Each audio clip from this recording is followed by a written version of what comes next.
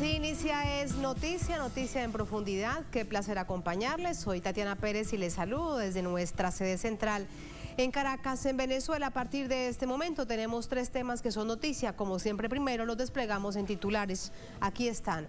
En noticia, Honduras. A un día de la toma de posesión de Xiomara Castro, la primera mujer en llegar a la presidencia, el pueblo se prepara para celebrar. Castro asume este jueves con la esperanza de retomar por fin el hilo democrático de la nación, después del golpe de Estado de 2009, un escenario que analizamos.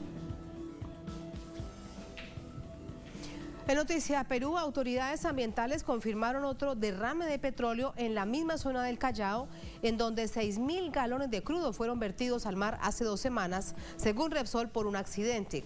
Es el peor desastre ambiental del país en su historia. Veremos sus implicaciones. En Noticia México, centenares de periodistas marcharon en varias ciudades del país exigiendo justicia. En lo poco que va de este año han sido asesinados 3 reporteros, uno en Veracruz, 2 en Tijuana, frontera con Estados Unidos. ¿Quién los está matando? Lo analizamos. En Noticia que así comienza. Bienvenidos, bienvenidas.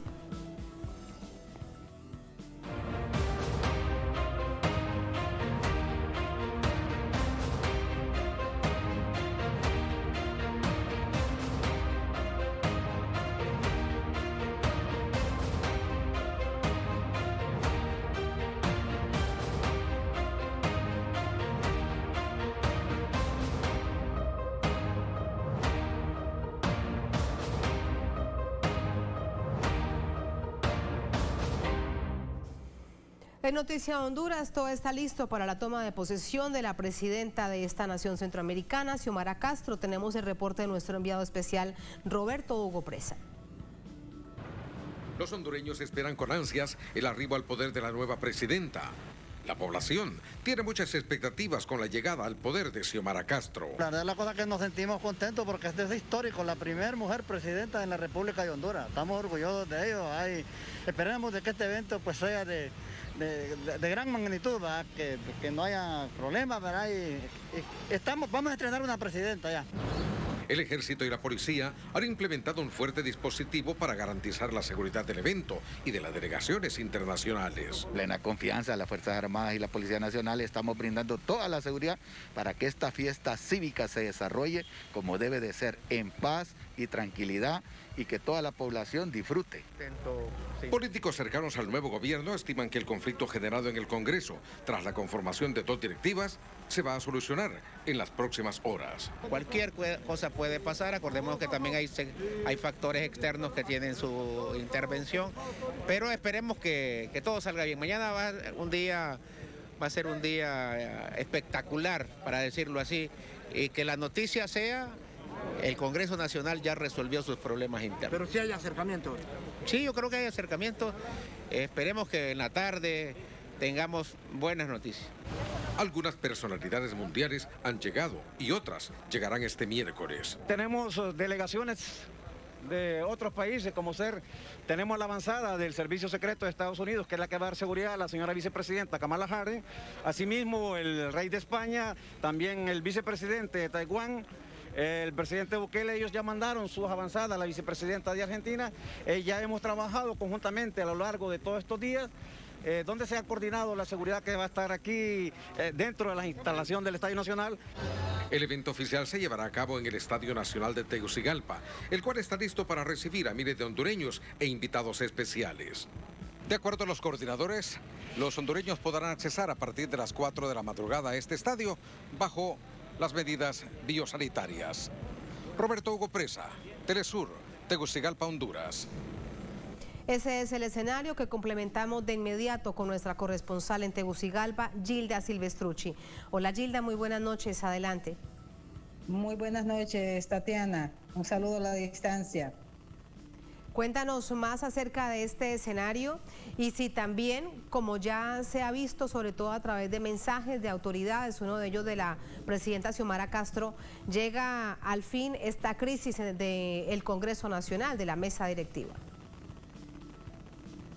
Así es, algo que estaba preocupando mucho, Tatiana, porque la juramentación se podría cubrir de ilegalidad si la realizaba el señor Luis Redondo sin que se hubiese solucionado este conflicto con el diputado Jorge Cálix y la bancada de Libertad y Refundación que estaba dividida. Ya hay prácticamente una solución a este conflicto que lo ha anunciado la presidenta a través de sus redes sociales, donde ha manifestado que ya ofreció al diputado Jorge Cálix un cargo de confianza en su gabinete, como es el cargo de ministro de la presidencia. Así que ya prácticamente está solventado este conflicto, aunque se espera que en las próximas horas se haga un anuncio oficial por parte de las autoridades del Partido Libertad y Refundación y así determinar que ya mañana la presidenta Xiomara Castro pueda tener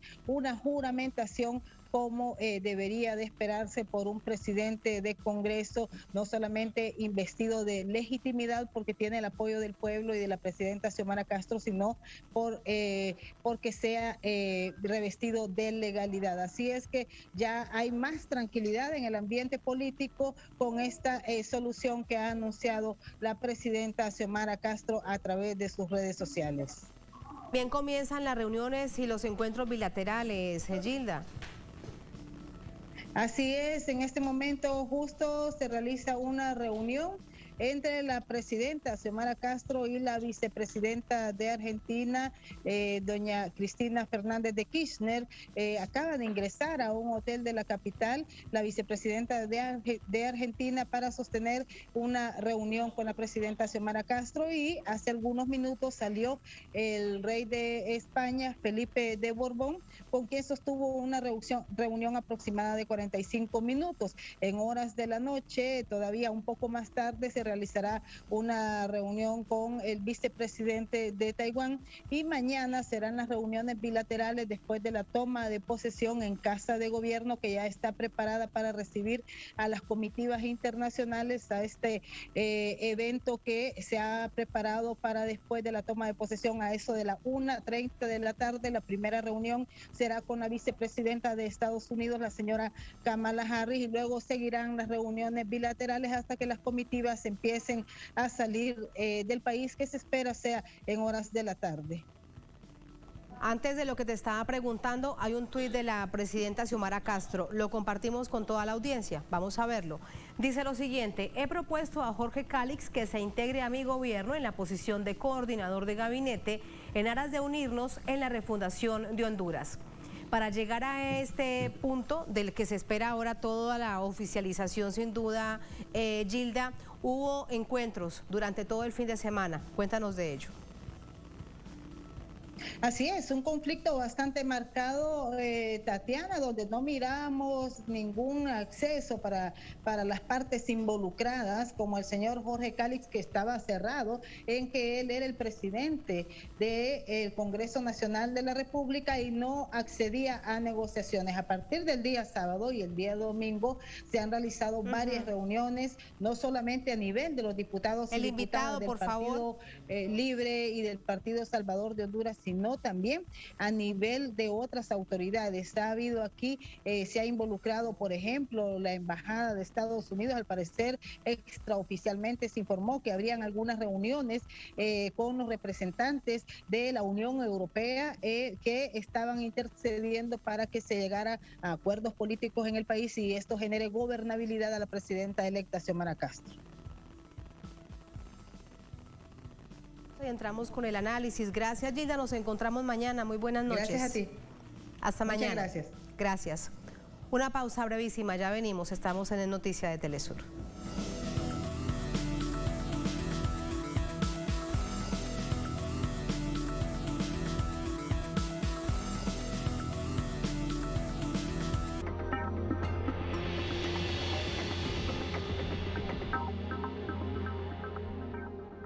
En Conviasa sabemos lo importante que es mover tu negocio. Por eso ofrecemos el servicio Conviasa Cargo. Hoy llevamos tu mercancía a más de 16 destinos internacionales. Con personal calificado y la mejor tarifa del mercado, podrás enviar hasta 90 toneladas. Contáctenos por nuestra página web, correo o el número que aparece en pantalla. Movemos tu negocio siempre a tiempo. Conviasa, nos hacemos cargo.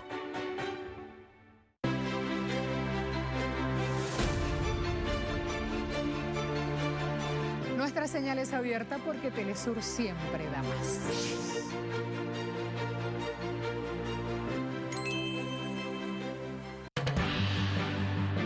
¿Qué tal? Les habla Jorge Gestoso. Te invito a que me acompañes en un nuevo programa en donde estaremos hablando sobre las tensiones entre Rusia y Ucrania con otro notable invitado, José Ejido, sociólogo e investigador directamente desde San Sebastián, España, solo por Telesur. Notables con Jorge Gestoso. Jueves, solo por Telesur. Diariamente ocurren sucesos que influyen en nuestro entorno.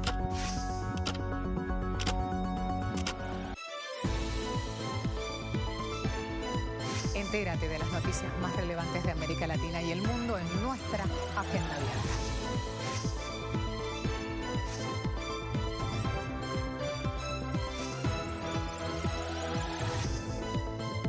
Interactúa con nosotros a través de nuestras redes sociales.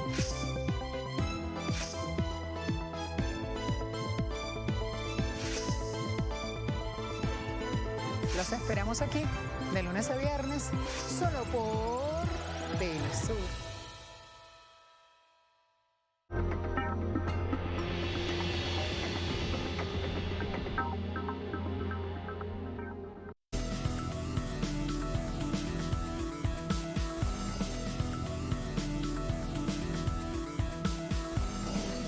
Volvemos y de inmediato entramos con el análisis. Dentro de menos de 24 horas asume Xiomara Castro de Zelaya como presidenta de este país en funciones, la primera mujer que asume el primer cargo de esta nación centroamericana, la votación más mayoritaria, histórica en la vida también republicana de esta nación. De todo esto, del panorama político, social y económico, hablamos con Rodolfo Pastor, él es politólogo hondureño, nos acompaña de Tegucigalpa. Rodolfo, bienvenido, muy buenas noches. Muy buenas noches, muchas gracias. Un saludo. Muchas gracias a usted, Rodolfo, por acompañarnos. Primero, lo que nos han dicho nuestros corresponsales, prácticamente todo está listo, pero sin duda aún sigue, digamos, un poco de incertidumbre, aunque parece que va bajando, pero hay que comenzar por allí, por esta coyuntura. Las dos mesas directivas del Congreso, esta crisis generada en el Parlamento suscitada por esta situación, ¿crees que se ha superado? Yo te diría que es muy temprano para hablar de superar una crisis, pero sí te diría que efectivamente está tomando un rumbo encauzado en el que el partido y por supuesto la presidenta electa doña Xiomara Castro pues está haciendo un esfuerzo genuino por unificar al partido para comenzar con un gobierno fuerte, que es importante para hacerle reto a la crisis sistémica en la que Honduras está sumergida desde hace varios años hasta la fecha. Y te diría que la misma crisis que estamos enfrentando en este momento con estos congresos divididos es resultado de la crisis de la que hablamos. O sea, no estamos en una transición normal de un régimen democrático a otro, sino que estamos recibiendo un país cuyas instituciones han sido prácticamente desbaratadas a lo largo de la última década y que por lo tanto efectivamente hay muchísimos problemas que vamos a tener que ir enfrentando paso a paso. En este momento la presidenta electa, a partir de mañana la presidenta constitucional de Honduras pues está estableciendo una serie de conversaciones con los distintos actores involucrados para lograr que esto se normalice lo antes posible.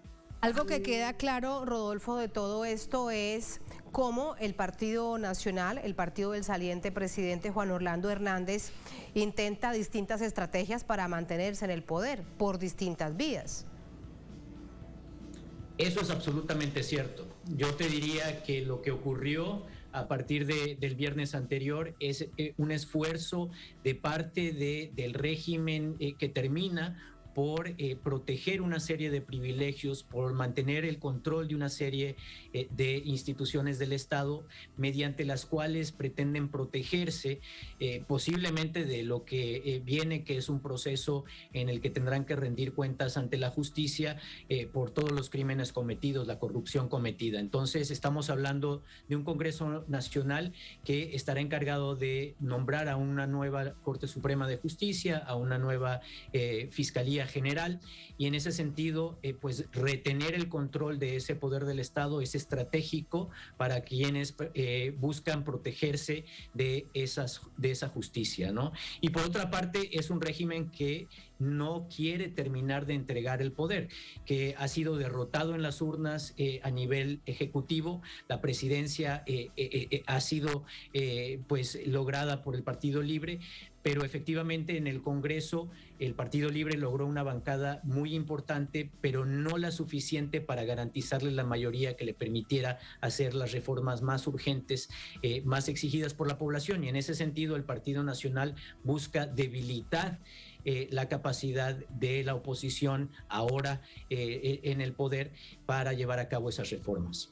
Sí, Rodolfo, todo esto que dices necesariamente hay que mirarlo desde un punto de partida de historia reciente del país, el golpe de Estado del año 2009. Por eso hay ese espíritu, ese aire de retomar la democracia, el hilo constitucional, después de ese quiebre tan complejo, tan profundo que le ha hecho tanto daño al país.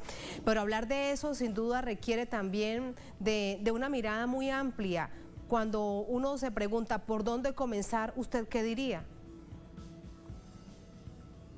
Tenemos que comenzar prácticamente de cero. Estamos recibiendo un país altamente endeudado, con una deuda que alcanza más del 70% del Producto Interno Bruto, pero también un país, como señalaba, con instituciones dilapidadas, desbaratadas, saqueadas. Entonces vamos a tener que enfrentar problemas desde los más elementales, un sistema de salud colapsado, un sistema de educación colapsado, que no ha funcionado ni siquiera en los últimos 2 años de la pandemia, excluyendo a más de 2 millones de estudiantes hondureños del acceso a la educación pública. Y en ese sentido, pues el reto es formidable. Nosotros vamos a tener que recibir a este país que prácticamente es un cascarón de nación, el que se nos ha entregado, y a partir de ahí, pues empezar a sentar las bases por una nueva institucionalidad y, como tú bien señalabas, el retorno a un orden genuinamente democrático. Esto es un reto no solo en un sentido, por supuesto, económico y financiero, sino también político y también diplomático. Vamos a requerir del apoyo y la solidaridad de todos los países y pues efectivamente el retornar a la democracia es una señal importante de esperanza que debe alentar a los países, a la comunidad internacional a apoyarnos en esta reconstrucción que se tiene que hacer. Sumado a eso, pues además el país ha sido sometido a una serie de desastres naturales, de tormentas y de huracanes que han devastado la infraestructura del aparato productivo y por lo tanto tenemos que prácticamente construir desde las ruinas. Hay en todo esto 2 situaciones sobre las que vimos durante todos estos años una denuncia permanente y sobre todo de la gente en las calles, de la ciudadanía, y también se expresó de esa manera en la votación histórica a Xiomara Castro. Las mafias de la corrupción y las mafias del narcotráfico. Y esto, como bien conocemos por experiencia en distintos países de nuestra América Latina, no se acaba de un día para otro. Llega el nuevo gobierno con esas mafias enquistadas, sobre todo, ¿cómo se puede presentar esa radiografía? ¿En qué instituciones, por ejemplo, Rodolfo? Es una muy buena pregunta. Lo que tú viste a lo largo de la última década es básicamente que esas mafias, tanto de la corrupción en el aparato del Estado como el crimen organizado, de alguna manera se aliaban y en conjunto operaban desde el Estado, con la protección del Estado, de las Fuerzas Armadas, de la Policía Nacional, para pues hacer lo que hace el crimen organizado, ¿no? Para traficar todo tipo de drogas, y cometer todo tipo de delitos. Y además este régimen en el poder pues no solamente utilizaba la capacidad de las instituciones del Estado, sino que utilizaba los recursos de esas instituciones básicamente para cometer corrupción. En este momento estamos recibiendo nosotros en este gobierno a estas instituciones y efectivamente no es de un día para otro, pero vamos a tener que primero garantizar que este gobierno que asume pues obviamente va a llevar una lucha frontal en contra de la corrupción. Una de las promesas principales de doña Xiomara ha sido el establecer en Honduras una comisión de lucha contra la corrupción, ojalá con el apoyo internacional, y por otra parte también, pues obviamente el comprometernos para que tanto las Fuerzas Armadas como la Policía Nacional se conviertan en aliados en contra de ese crimen organizado, que por supuesto es un flagelo para la región, no solamente para Honduras, pero que en Honduras a lo largo de los últimos 12 años de dictadura se había consolidado en un narcoestado, básicamente. Bueno, recordemos que el hermano del presidente Juan Orlando Hernández está ya condenado en una corte en Estados Unidos por narcotráfico y uno de los señalados, aunque hasta ahora no ha pasado nada, te pregunto si hay alguna investigación de esas dentro de Honduras al presidente saliente, Juan Orlando Hernández, porque también recordemos que cuando estaba en el proceso de juzgamiento su hermano, se hablaba que Juan Orlando Hernández era parte y una cabeza visible de la red de narcotráfico en Honduras. Así es, además de Tony Hernández hay una serie de capos hondureños que se han entregado a la justicia americana a cambio de algún tipo de negociación o que han sido detenidos y extraditados.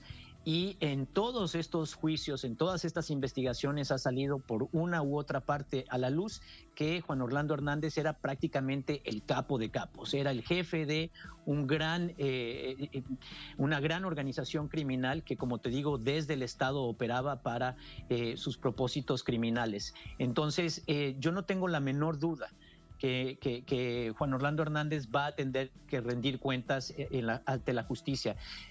Obviamente a nivel local eso tomará algún tiempo en la medida en que tanto la Corte Suprema de Justicia y muchas de las cortes derivadas, pero también el Ministerio Público, la Fiscalía General, pues son los que han sido nombrados por Juan Orlando Hernández y que han servido el propósito de protegerlo. Eso debería cambiar en 2023 y es una potestad del Congreso Nacional, y por eso precisamente es que Juan Orlando Hernández y sus compinches pues están interesados en retener el control del Congreso para poder influenciar en los nombramientos de esa nueva Corte y de esa nueva Fiscalía, para extender la impunidad que hasta ahorita les ha garantizado. Entonces, como te digo, no tengo duda de que eso se va a llevar a cabo en algún momento, y efectivamente, además del escenario nacional, que es complejo, a nivel internacional hay investigaciones en curso desde de la Fiscalía del Distrito Sur de Nueva York que investigan directamente a Juan Orlando Hernández.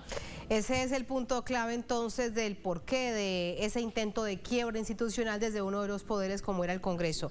Por último, Rodolfo, sobre la diplomacia, nos decías que se necesita del concierto de la comunidad internacional de todos los países de América Latina, con toda seguridad que la mayoría de países acompañarán a Xiomara Castro en este nuevo camino.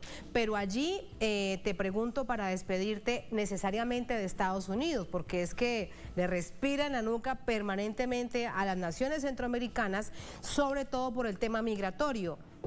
No acepta desde Estados Unidos un plan y un recambio de la política migratoria, pero tampoco es que ayuden realmente a las naciones centroamericanas a salir adelante. Sin embargo, vemos que allí Estados Unidos permanentemente presiona a México y a otras naciones centroamericanas por ello. ¿Cuál es tu opinión?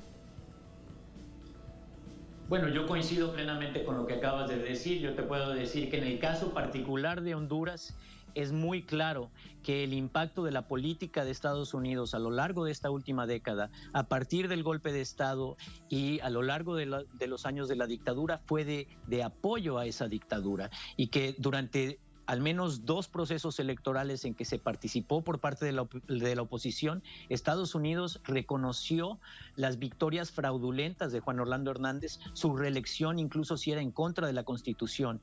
Y la población hondureña y la oposición, por supuesto, está plenamente consciente de que ellos fueron socios muy cercanos de Juan Orlando Hernández.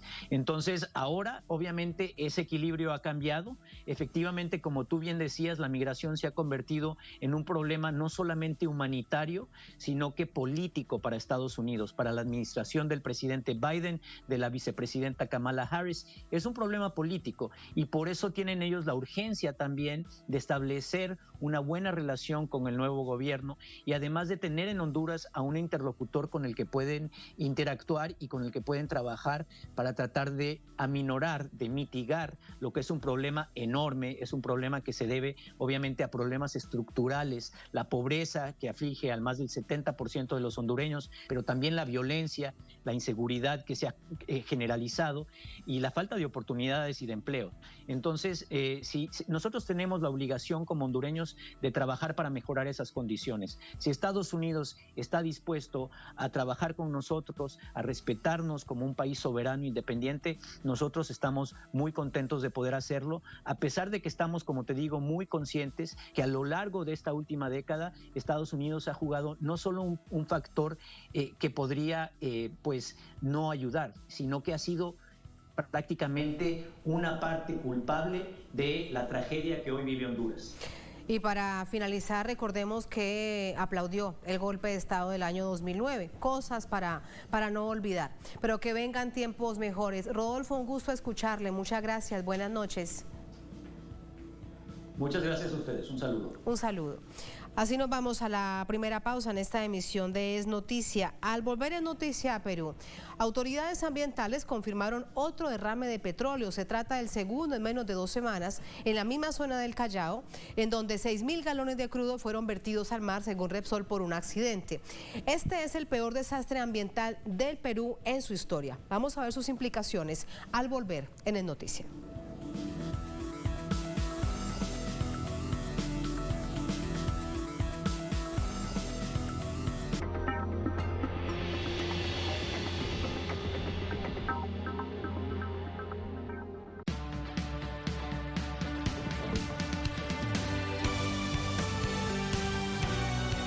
Telesur siempre da más.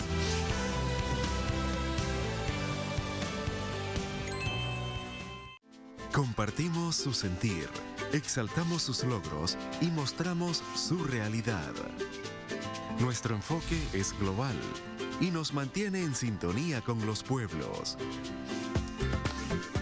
Los países caribeños también reciben nuestra señal.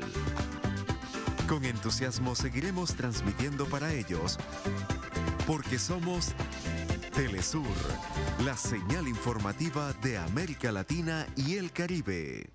Diariamente ocurren sucesos que influyen en nuestro entorno.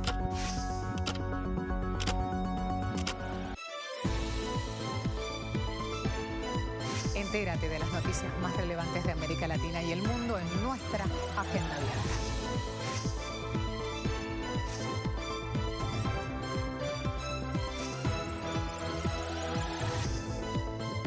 Interactúa con nosotros a través de nuestras redes sociales.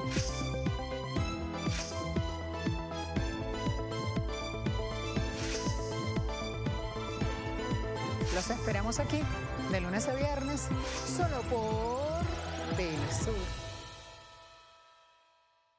Telesur trae a tu pantalla todo sobre el acontecer político, social y cultural del gigante sudamericano. Na próxima edição, vamos conversar com o médico epidemiologista Eduardo Costa, ex-secretário de Saúde do Estado do Rio de Janeiro, sobre a desordem programada que levou o Brasil a ter quase 630 mil mortes pela Covid. Não perca Latitude Brasil. Latitud Brasil, con Beto Almeida. Hoy, solo por Telesur.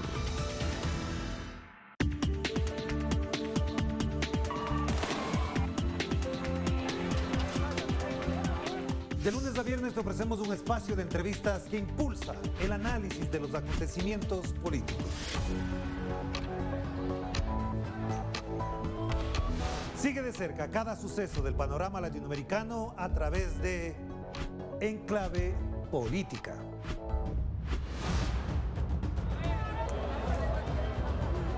Solo por Telesur.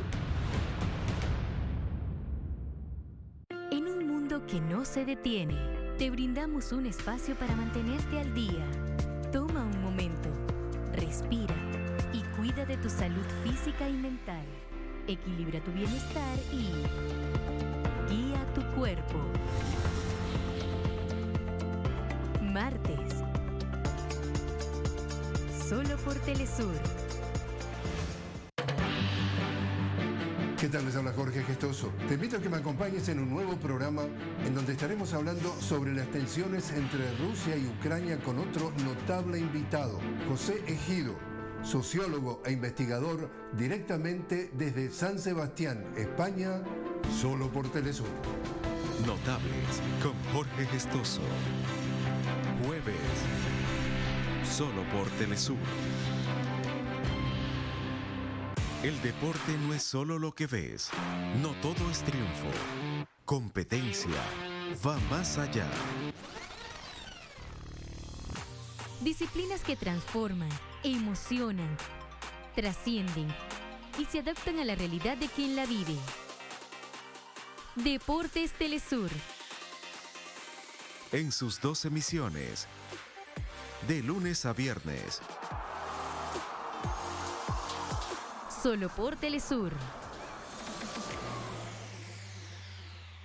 Somos la manifestación de las civilizaciones milenarias. Somos ritos y costumbres. Somos la voz de los pueblos que se niegan a desaparecer. Somos lenguas y patrimonios. Somos indígenas. Somos afros. Somos blancos. Somos arte. Somos tradiciones. Somos culturas. Eso somos. De lunes a viernes, solo por Telesur.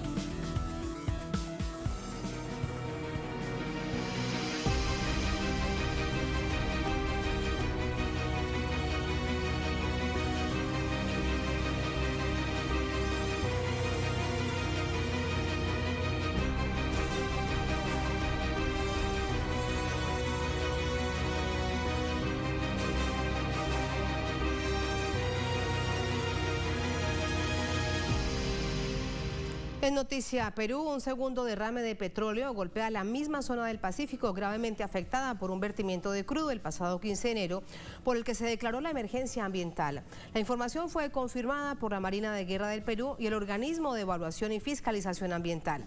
Comienzan las investigaciones y desde varias instancias se exige a la petrolera española Repsol que asuma su responsabilidad.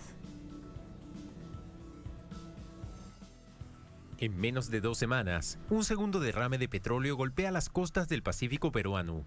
El organismo supervisor de inversión en energía y minería informó que se trata de un escape de 8 barriles de petróleo frente a la refinería La Pampilla, administrada por Repsol.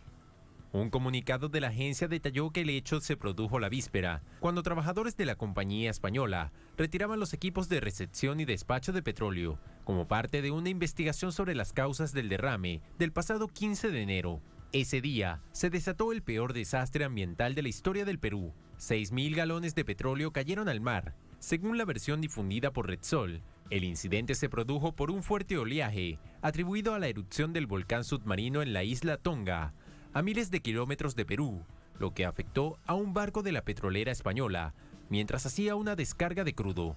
Aunque por ahora los daños ambientales son incalculables, las autoridades dicen que la fuga afectó unos 18.000 kilómetros cuadrados de zonas protegidas que contienen gran variedad de plantas y animales.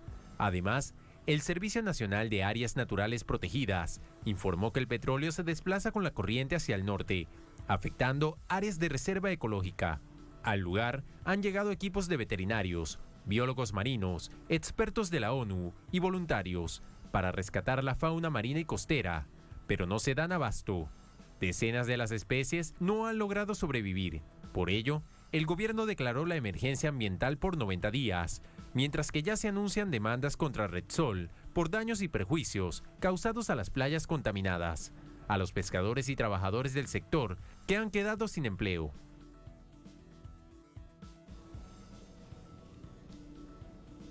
Por todo ello, se ha anunciado 90 días de una emergencia ambiental sobre la que se presume que se extendería. Veremos lo que anuncian las autoridades en próximos días.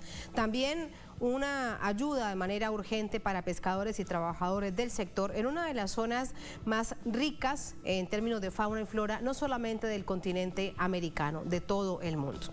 Así vamos a la última pausa en esta emisión de Noticia. Al volver en Noticia México, centenares de periodistas marcharon en varias ciudades del país exigiendo justicia. En lo poco que va de este año han sido asesinados 3 reporteros, 1 en Veracruz, 2 en Tijuana, frontera con Estados Unidos. ¿Quién los está matando? Vamos a analizarlo al volver en el Noticia.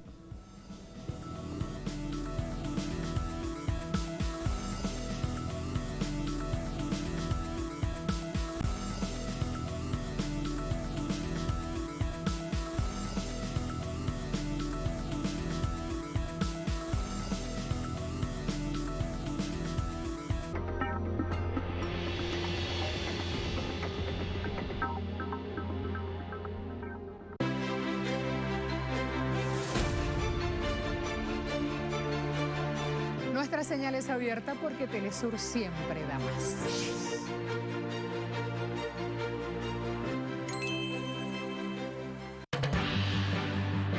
¿Qué tal? Les habla Jorge Gestoso. Te invito a que me acompañes en un nuevo programa en donde estaremos hablando sobre las tensiones entre Rusia y Ucrania con otro notable invitado, José Ejido, sociólogo e investigador directamente desde San Sebastián, España, solo por Telesur.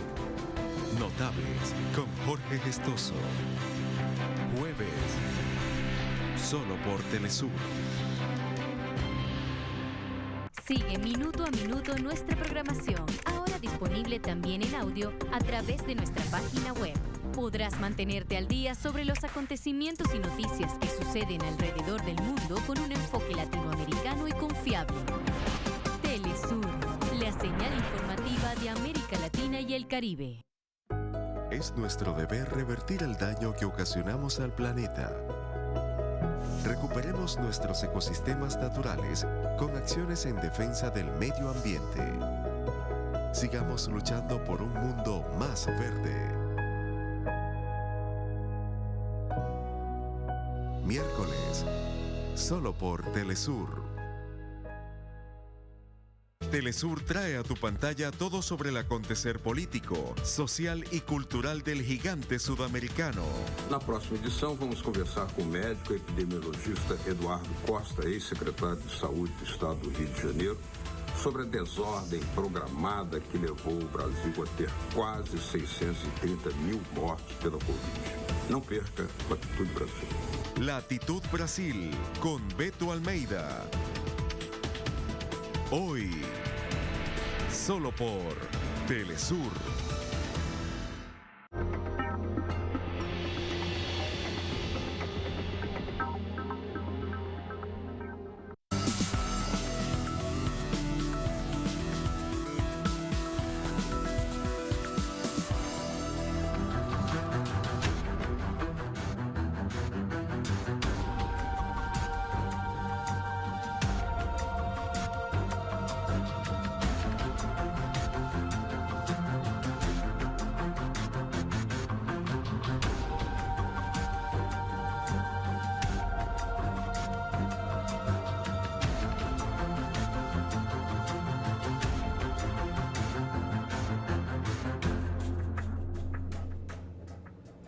En Noticia México, el gremio periodístico exige justicia por sus colegas asesinados. El presidente Andrés Manuel López Obrador se comprometió a realizar las investigaciones de los casos denunciados. Desde Palacio Nacional, el presidente Andrés Manuel López Obrador condenó el asesinato y la violencia contra periodistas y se comprometió a esclarecer casos como el de Lourdes Maldonado, comunicadora ejecutada el 23 de enero en Tijuana, Baja California. no hagamos politiquería en un asunto tan serio. Bueno, es que ella misma lo señalaba a Jaime Bonilla, sí, por eso nos llama la atención. Todos van a ser investigados los que considere la autoridad, no hay impunidad. La periodista participó en la conferencia matutina del presidente en marzo de 2019. Durante su intervención, pidió apoyo en el litigio laboral con la empresa cuyo dueño es el exgobernador de Baja California, Jaime Bonilla, quien llegó al cargo por el partido Movimiento Regeneración Nacional Morena. Yo sé que contra la corrupción que hay en la Junta Federal de Conciliación y la que estoy viviendo ahora en Tijuana, contra este poderoso personaje, nada o poco, nada puedo hacer sin su apoyo, señor presidente. La ejecución de Maldonado y 2 periodistas más en lo que va de 2022 desató la indignación del gremio, que se movilizó en distintas ciudades para exigir justicia, pero también las condiciones propicias para ejercer el periodismo. Ha provocado zonas de silencio, donde no hay condiciones para ejercer nuestra labor. A estas protestas se sumaron personajes reconocidos de la oposición al gobierno, entre ellos el expresidente Felipe Calderón, recordado por haber puesto en manos de Genaro García Luna la estrategia de seguridad y el combate al narcotráfico. García Luna está preso y bajo proceso en Estados Unidos por sus vínculos con el cártel de Sinaloa.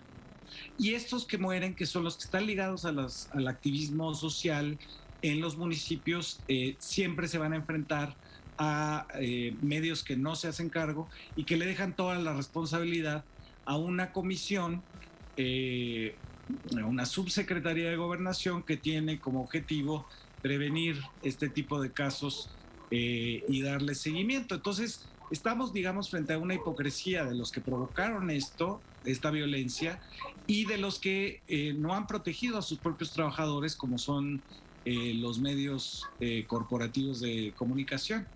Medios de comunicación críticos de la política de López Obrador publicaron que en lo que va de su administración han sido asesinados 54 periodistas. Sin embargo, organizaciones como Artículo 19, financiada por la Embajada de Estados Unidos, reportó 28 y Reporteros Sin Fronteras, 26.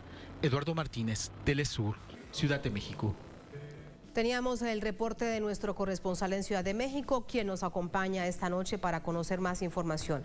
Eduardo, muy buenas noches. Lo necesario, lo que han exigido, lo veíamos en el informe que nos enviabas más temprano, exigiendo justicia. ¿Hay aperturas de investigación que permitan esclarecer qué es lo que está pasando? ¿Quién está matando a los periodistas en México? Hola Tatiana, qué gusto saludarte, qué gusto estar con auditorio de Es Noticias. Pues sí, el día de hoy el presidente Andrés Manuel López Obrador, lo comentábamos, señaló que la situación que se ha registrado actualmente es diferente a la que se vivía en las anteriores administraciones o gobiernos, sobre todo porque en este caso, dijo el mandatario, se están realizando las investigaciones. Y es que, Tatiana, cabe destacar que estos 3 periodistas que han sido asesinados durante este 2022, pues desafortunadamente hasta este momento no habían sido, digamos, expuestos de manera tan importante sus casos. Estamos hablando de José Luis Gamboa, quien fue asesinado en el estado de Veracruz a principios de enero, después Margarito Martínez en la ciudad norteña de Tijuana, y ahora el asesinato de Lourdes Maldonado, quien ella se volvió relevante porque estaba ella haciendo una denuncia en marzo de 2019, como lo reportábamos en la nota que me precedió, pero además también con quien estaba, digamos, en un litigio era con el exgobernador de Baja California, un personaje cercano al presidente Andrés Manuel López Obrador. Es en ese momento, Tatiana, que la situación toma una dimensión distinta, sobre todo porque los medios de comunicación y también los grupos de la oposición se apoderan de este caso y lo magnifican para poder enfrentar también de esta manera la popularidad que todavía tiene el presidente Andrés Manuel López Obrador. En este caso, Tatiana, es lamentable cada uno de los asesinatos de los periodistas que se han registrado, no solamente durante la administración de Andrés Manuel López Obrador. Recordemos que algunas organizaciones, por ejemplo, han señalado que durante el gobierno de Felipe Calderón, quien puso en marcha la llamada guerra contra el narcotráfico, y durante su administración exacerbó esa violencia, no solamente contra los periodistas, sino contra la población en general. Fueron asesinados 63 comunicadores y desaparecidos otros 15. Durante el sexenio de Enrique Peña Nieto también hubo muchos periodistas que perdieron la vida en el ejercicio de su labor, pero también se ha parte importante de que los periodistas que son asesinados están relacionados con la situación local. Es decir, los periodistas que son ultimados tienen que ver con el ejercicio de su labor en el ámbito municipal y también en el ámbito estatal. Una buena parte, por supuesto, de las agresiones y de los asesinatos pueden estar relacionados con las autoridades directamente, pero también hay un vínculo y una conflagración entre el crimen organizado y las propias autoridades locales. Ese es el mayor riesgo que se corre en México con los periodistas, es decir, son aquellos periodistas que realizan el ejercicio en las zonas con mayor peligro, los que están más expuestos y que desafortunadamente también, de acuerdo con las estadísticas, pues son los que han sido asesinados. Esto tiene que ver con el ámbito más local. Las investigaciones en este caso corren o están a cargo de las fiscalías locales y de las fiscalías estatales. Es ahí donde también hay muchas trabas por parte del Poder Judicial y donde además pues son los ministerios públicos y también los jueces quienes están a cargo de las investigaciones y también de impartir justicia en ese caso, en los casos que se registran en el ámbito local. Esa es la situación. Sin embargo, ahora pues hay una, digamos, tendencia a todo llevarlo a lo que pasa en el ámbito federal y también centrar todo lo que ocurre en el país en la figura específica del presidente Andrés Manuel López Obrador, que como lo hemos escuchado, se ha comprometido a realizar las investigaciones. Hay una parte de la responsabilidad y la ha asumido el presidente en algunas ocasiones y también dentro de sus conferencias matutinas, pero también hay una responsabilidad por parte de los medios de comunicación que no apoyan a sus trabajadores y que tampoco se han responsabilizado de darles mejores salarios o darles la protección que también necesitan o el acompañamiento en los casos que también tienen que ver con temas de abogados o con su propia protección, porque ellos están realizando un trabajo que involucra la denuncia en contra del crimen organizado, que es en muchas ocasiones, Tatiana, el que domina o el que tiene el poder en algunas regiones de este país. Puede que realizan las investigaciones, están avanzando y son asesinados. Ha sido también un modus operandi que vamos a analizar. Gracias, Eduardo, por esta radiografía muy completa. Muy buenas noches. Buenas noches. Gracias, Eduardo. Adrián Ramírez es presidente de la Liga Mexicana por la Defensa de los Derechos Humanos. Nos acompaña desde Ciudad de México. Adrián, muy buenas noches, bienvenido. Muy buenas noches, Tatiana y amigos de Es Noticia. Muchísimas gracias. Adrián, hablaba con Eduardo, nuestro corresponsal, acerca de las investigaciones. Antes y en este momento, parte de lo que se denuncia es la impunidad con respecto a las investigaciones para que lleguen a un término eficiente, eficaz, de quienes están asesinando a los periodistas en México. 3 de ellos en solamente los primeros días de este año 2022. Sí, pues el gran reto para nosotros en México es lograr que se desmonte el narcoestado policíaco militar, fruto de este proceso neoliberal que llevó a una degradación de la sociedad mexicana y a que haya este tipo de grupos que todavía prevalecen y que en su lucha por el desmontamiento a nivel local están sobre la línea más vulnerable de los periodistas y reporteros. Ese análisis que ya hacía Eduardo es coincidente. Hay que tomar en cuenta que el periodista que trabaja en medios libres, freelance o periodista de calle, reportero o fotoreportero, se ve en constante enfrentamiento con grupos de poder local y son estos los que van actuando en estos momentos. Hay patrones comunes y ese patrón común es la ejecución extrajudicial que se ha venido dando, y no obstante que hay una serie de mecanismos de parte del gobierno desde hace 10 años, estos son insuficientes porque no logran ir a la génesis del problema. Primero, que es un problema estructural. Segundo, como bien ya se dijo, no tienen prestaciones sociales, no tienen recursos, no tienen buenos salarios y quedan al arbitrio del trabajo que van haciendo y por lo tanto esto los hace muy vulnerables y las medidas de protección no son suficientes para lograr evitar situaciones como las que vivimos lamentablemente hacia el gremio de los periodistas. Adrián, con respecto al patrón, todos estos periodistas estaban realizando investigaciones acerca de corrupción, acerca de narcotráfico. ¿Qué líneas de investigación adelantaban sobre cada una de las localidades en donde se encontraban?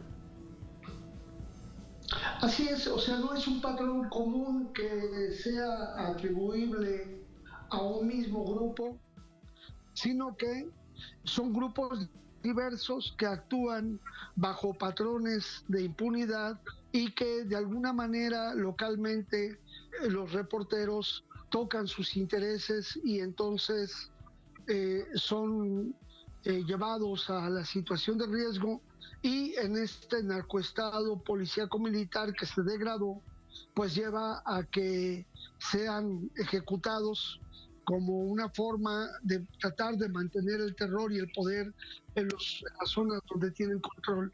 Uno de los puntos fundamentales ha sido esta lucha de territorios en el narcomenudeo, en el que insistimos mucho siempre que hablamos de estos temas, el papel de Estados Unidos en la conformación de los grupos de delincuencia organizada y en cómo dosifica estos conflictos para sacar grandes beneficios con venta de armas, equipos sofisticados de protección y seguridad, que es un gran negocio que lamentablemente no se logra acotar. El gobierno de México ha hecho incluso denuncias ya en Estados Unidos en contra de las empresas que venden armas, y estas todavía han sido renuentes para modificar su política de venta y distribución, que llega finalmente a manos de los grupos de delincuencia en nuestro país, y es lo que genera este proceso de mayor riesgo para el gremio del periodismo.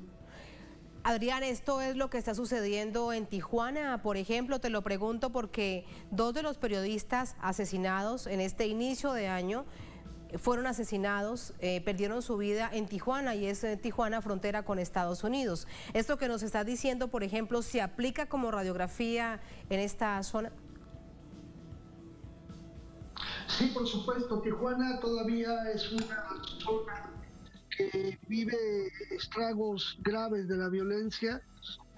Reconocemos que hay una serie de medidas generales que se están ejecutando, pero todavía estas son insuficientes y hay todavía muchos vasos comunicantes entre policías y delincuentes, medios de comunicación que se benefician, empresas que sacan provecho de los recursos naturales o económicos de nuestro país, y entonces ellos van haciendo vulnerables a personas, periodistas, defensores de derechos humanos, luchadores del ambiente, que se convierten en un obstáculo a las grandes ganancias que estos modelos de necrocapitalismo o capitalismo mutante degradado pues causan estragos en nuestro país. En conclusión, Adrián, lo que vemos por todo eso que nos está diciendo es que lamentablemente la impunidad seguirá si no se interviene de una manera transversal y profunda todos estos sistemas locales, el poder, por ejemplo, judicial, para que avancen las investigaciones, y las policías locales. Sí, precisamente es un tema fundamental, Tatiana. Mira, a partir del 17 de este mes se iniciaron foros regionales en la Secretaría de Gobernación, donde se convoca a diversos sectores a modificar la ley de defensores y periodistas, de protección a defensores y periodistas. Lamentablemente, los mecanismos de protección no van a actuar directamente sobre las fiscalías, que deben de investigar y sancionar los casos en los que los reporteros estuvieron involucrados, que es para hacia donde apuntan las primeras líneas de investigación que los hacen vulnerables. El separar el mecanismo de la parte que tiene que ver con la investigación y solo pensar que brindar botones de pánico o vigilancia, etcétera, podría ser el elemento eficaz, pues no es así. También Naciones Unidas ha emitido en 2019 una serie de más de 100 recomendaciones al gobierno de México. Muchas de ellas se están implementando, pero aún son insuficientes. Lo que es verdad, Tatiana, es que tenemos que combatir en su conjunto este modelo que generó el narcoestado policíaco militar, y lamentablemente muchas instituciones, a pesar de la lucha contra la corrupción, todavía mantienen dentro de sus estructuras a elementos corrompibles o corruptos que siguen en esta continuidad. El proceso será difícil y qué bueno que Telesur está atento a estos reclamos y que la comunidad internacional también se suma para que no se calle la voz de los reporteros. Son muchas las cosas que se tienen que modificar y sobre todo insistimos mucho en que los dueños de los medios de comunicación paguen buenos salarios, brinden protección y brinden buenas prestaciones, porque los familiares de los periodistas en estos casos viven situaciones graves, además de la pérdida de la vida de sus familiares. Un escenario muy complejo del que estamos siempre de manera permanente, Adrián, muy atentos, porque allí vemos la valentía de los periodistas locales es cegada, lamentablemente. Adrián, muchísimas gracias, buenas noches. Muchas gracias, Tatiana. Un abrazo para todos los amigos de Telesur. Un abrazo, muchas gracias. Hay noticias. A ustedes gracias, como siempre. Será hasta mañana. Sigan con nosotros.